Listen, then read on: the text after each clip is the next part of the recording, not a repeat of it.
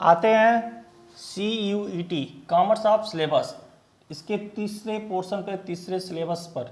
और मैं बार बार इनको अलग अलग करके बना रहा हूँ क्योंकि सिलेबस को अलग अलग बनाने से आपको थोड़ा हेल्प मिल सकेगा या आपको समझने में इजी हो पाएगा कि मुझे पढ़ना क्या है। जैसे मैंने अकाउंटिंग का बनाया, उसके बाद से आपका बिजनेस स्टडी का बनाया, उसके बाद से बिजनेस इकोनॉमिक्स का बनाया। तो मेरा यहाँ पर बिजनेस इकोनॉमिक्स के अंदर 2 पॉइंट दिए गए हैं, तो थोड़े ये वाले पॉइंट उन दोनों सिलेबस के अपेक्षा थोड़ा टफ रहेगा, इसलिए यहाँ पर आपको विशेष तौर से अध्ययन करना पड़ेगा। यदि आप डीप में नहीं पढ़ोगे, डीप में जाकर आपने स्टडी नहीं किया, तो ये पोर्शन आपके लिए बहुत ज़्यादा टफ होने वाले हैं। तो आते हैं, सबसे पहला हमारा introduction of micro economics. Micro economics को नहीं टच किया है, माइक्रो इकोनॉमिक्स को टच किया है। इसके आपके पॉइंट बने हैं, तो यहाँ पर आपको मैंने डॉट डॉट किया है, यानी इसका मतलब ये यही हुआ introduction of micro economics. Micro economics के बारे में आपसे पूछा जाएगा। उसके बाद से ये आपने 12th में पढ़ा, इसलिए आपके लिए ईजी है। कंज्यूमर बिहेवियर एंड डिमांड, ये पोर्शन आपके कुछ 11 पोर्शन से लिया गया है, कुछ 12 पोर्शन से लिया गया है, तो इसलिए यह पोर्शन थोड़ा सा टफ है, आपको 11 12 दोनों का स्टडी करना पड़ेगा। National income related aggregated basic concept and measurement, तो ये पोर्शन भी आपके थोड़े टफ पड़ेंगे, आपको 11 12 दोनों की बुक टच करनी पड़ेगी, NCERT बुक की।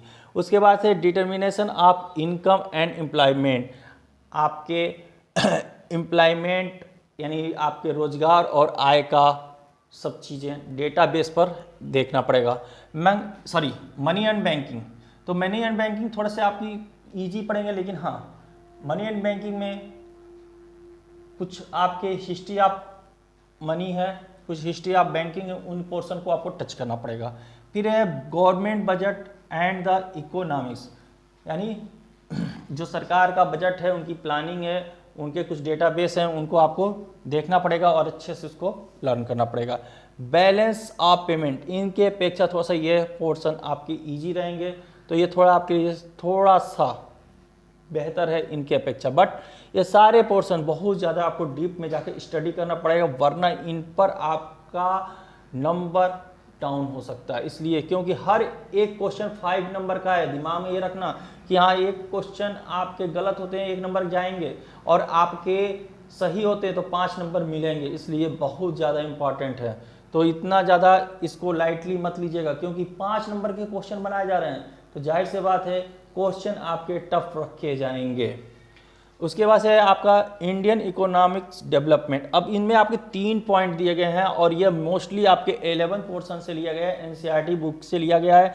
तो बेहतर हो कि थोड़ा 11 के पोर्शन को, 11 के बुक को ज़रा टच कर लें आप लोग, क्योंकि वहाँ से ज़्यादा से ज़्यादा आपको मिलेंगे। जैसे 1947 टू 1991 से का प्रोग्राम दिया गया है, जैसे दिया गया है डेवलपमेंट एक्सपीरियंस।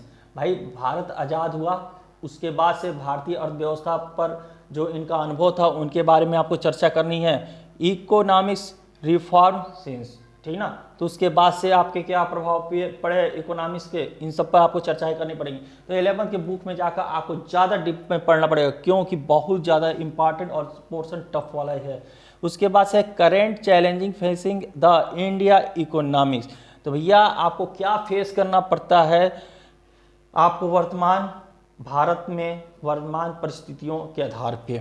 उसके बाद से डेवलपमेंट एक्सपीरियंस ऑफ इंडिया, तो भैया ये पोर्शन थोड़ा टफ है, आपको इसमें डीपली और बहुत ज़्यादा आपके कॉन्सेप्ट को क्लियर करने वाला ये पोर्शन है। यदि कॉन्सेप्ट आपने क्लियर नहीं किया तो यहाँ पे आपको एग्जाम में थोड़ी दिक्कत आ सकती है, क्योंकि 5 नंबर के हिसाब से क्वेश्चन आ रहे हैं। तो आप सोच सकते हैं कि 5 नंबर के जो क्वेश्चन बनाए जाएंगे वो इजी नहीं बनाए जाएंगे।